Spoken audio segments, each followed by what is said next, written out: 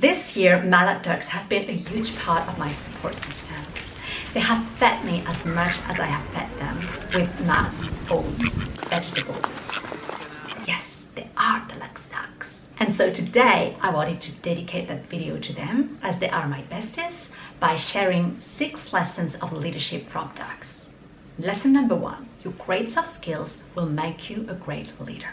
A day of this summer, while I was sitting in the grass enjoying my personal time, there is a drake that comes to me. With no food involved, I presented him no food. And so he came with genuine curiosity, the desire to get into the unknown and to meet the other. Curiosity, the first soft skill of a great leader. But also, he demonstrated autonomy and courage. Because mallard ducks, they have a strong social instinct where they always stick together. And so the fact that that duck was able to separate from his flock, to walk away, he had the courage to be alone, to go on an adventure by his own. The courage to act and be different. And a fourth quality of his is trust. His self-confidence, if a duck can ever have some, and confidence in the unknown, in me.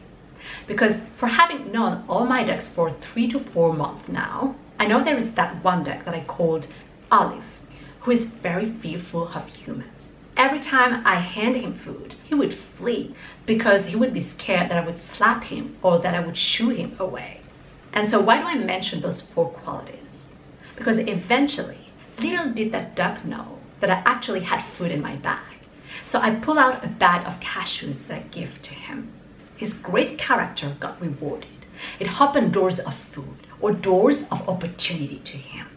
So your outstanding character will always be rewarded. And this leads me to the second lesson, that your outstanding character and your high level of self-development will open you doors of opportunity. A 5th trait of that duck and of great leaders is empathy.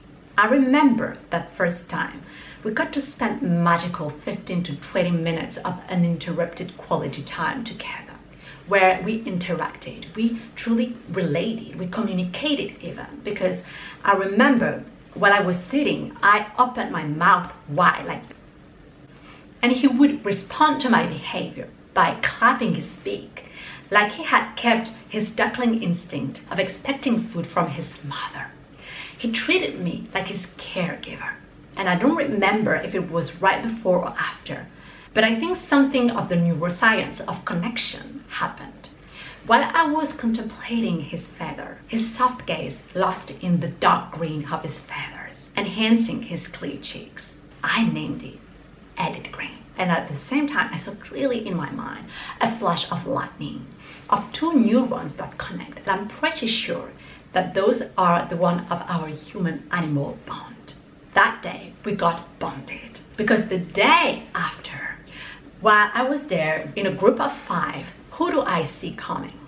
I see a little creature moving discreetly towards me. He pulls my back, asking for food. It was my elite green. And so my duck has a great capacity for visual recognition because he remembered me. And also an outstanding emotional intelligence that opened doors of food, of opportunity to him. Because our bond became a source of regular food supply, not just for him, but for the whole flock. He feeds the whole flock now.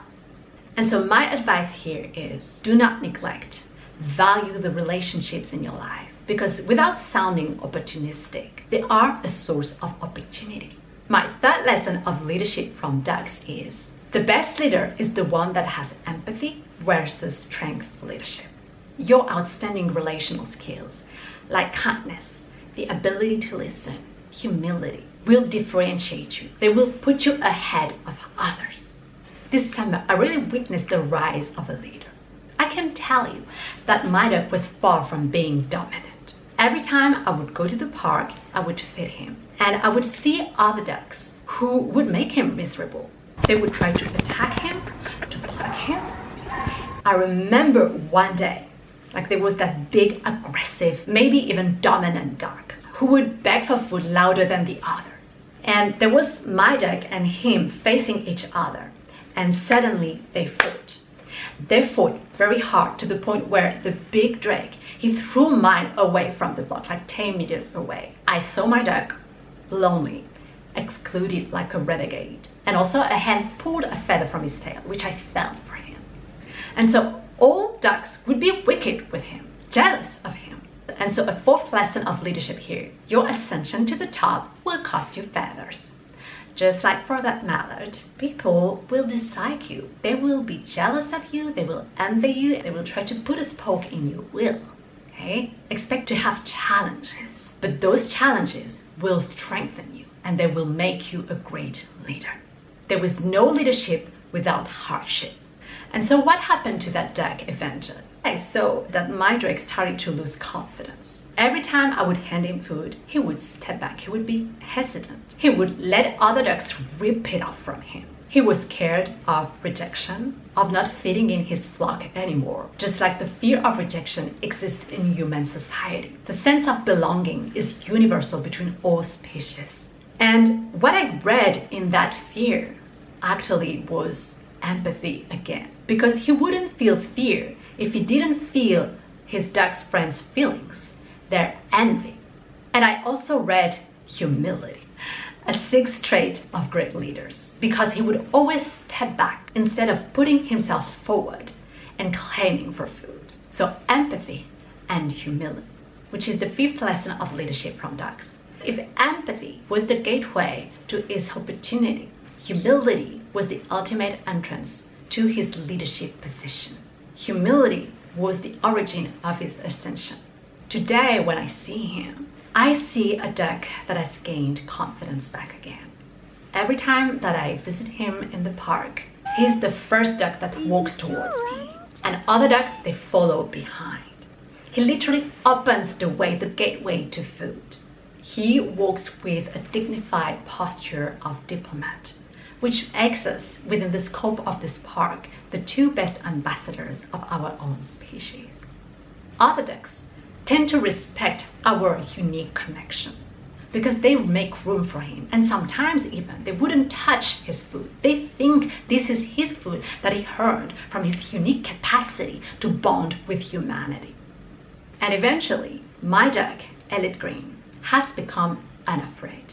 He still goes behind my back to beg for food, but he does it strategically and confidently because he knows that I will feed him no matter what, while letting other ducks getting fed in front of me. And I will say even further that he undoubtedly became the leader of his flock, taking the responsibility of feeding the whole duck population. Also, he's not afraid of chasing other ducks now, protecting his territory. Equal me, like a good drake. He went from bullied to respected, from that humble, insecure dog to that humble, confident, and responsible leader that is finally in charge of taking care of the whole people. My sixth lesson of leadership from mallards is the one who owns the bank of food is the one who owns power and influence. Just as in human society, the richest man in the world is the one who can influence the economy and politics, it is the same in the duck society. By securing me as his territory and as his source of food supply, he has secured his leadership consequently. Those were my 6 lessons of leadership from mallard ducks. If you like this video, please give it a thumbs up and also subscribe to my channel for more self-improvement, mindset, and dating tips. I see you in the next video. Bye!